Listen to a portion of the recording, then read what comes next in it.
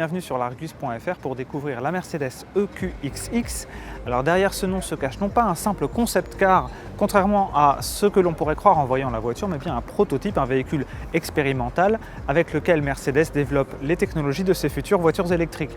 Nous sommes ici au centre de design de Mercedes à Nice et les ingénieurs du constructeur ont rejoint ce centre de Nice depuis l'Allemagne en une seule charge en effectuant plus de 1000 km avec le QXX.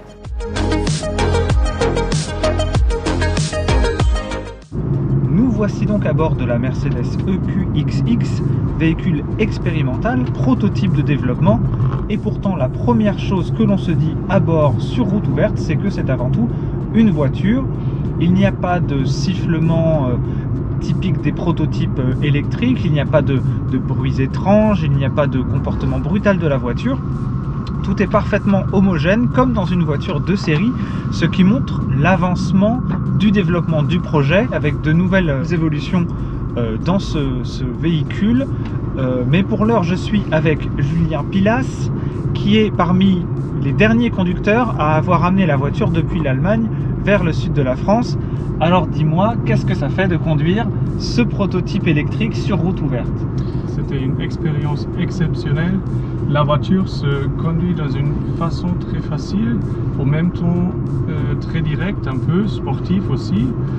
Et moi, j'ai vraiment bien aimé cette journée-là avec la voiture et j'ai conduit la voiture de l'Italie jusqu'à Cassis en France. D'accord, un beau voyage. Et dans le trafic, au milieu des autres voitures, est-ce que tu n'avais parfois pas peur d'abîmer cette voiture qui est un modèle unique? Ouais, on n'a que cette voiture-là. Alors avant, j'ai eu des doutes si je n'aurais pas un peu de peur quand je la conduis. Mais dès que je suis conduit si beaucoup avec la voiture sur des endroits de test, je me sentis très bien dans la voiture. Alors je suis conduit très focusé sur la route et tout s'est très bien passé.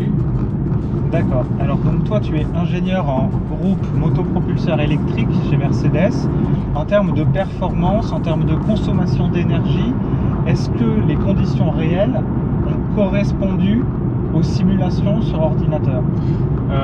En tout, ils ont correspondu très bien avec la simulation. On était même un peu plus mieux dans la réalité.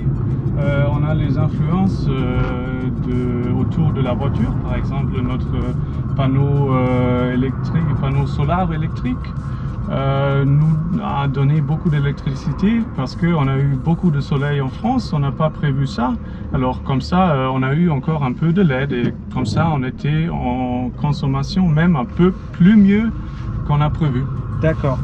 Oui, donc il faut ajouter que cette EQXX a une batterie de 100 kWh sous le plancher. C'est à peu près la même capacité que sur une EQS, mais la batterie est plus petite et plus légère que sur l'EQS.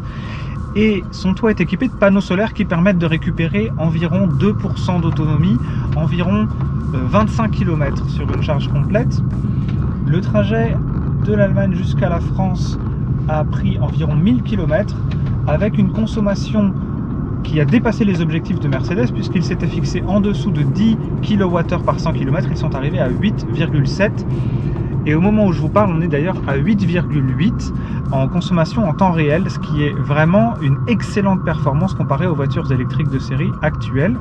Et on remarque également que la visibilité à l'avant est très bonne puisque la partie avant est très basse et plutôt courte.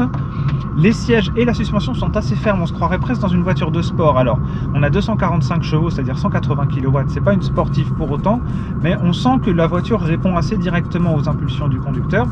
Bref, on se sent comme dans une voiture de série et on a hâte de voir comment les technologies qui sont inaugurées ici à bord se retrouveront sur les voitures de série.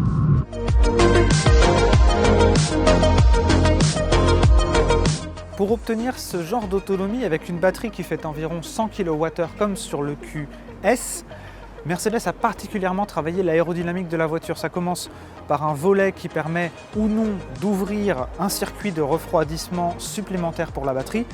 Ces jantes de 20 pouces qui sont pleines et montées sur des pneus très étroits. Les rétroviseurs, ce ne sont pas des caméras, ce sont des rétroviseurs à miroir standard pour plusieurs raisons, comme la consommation d'énergie qui serait due aux caméras et aux écrans, mais aussi la sensation que cela donne au conducteur qui est plus naturelle avec des rétroviseurs. Et enfin, on voit cet arrière fuyant, très aérodynamique et qui se conclut par un diffuseur rétractable.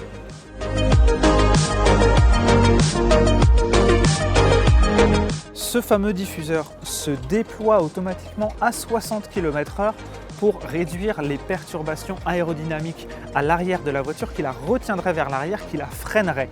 Toutes ces petites mesures et le poids qui a été maîtrisé à 1755 kg grâce à une batterie qui fait moins de 500 kg participent à cette autonomie.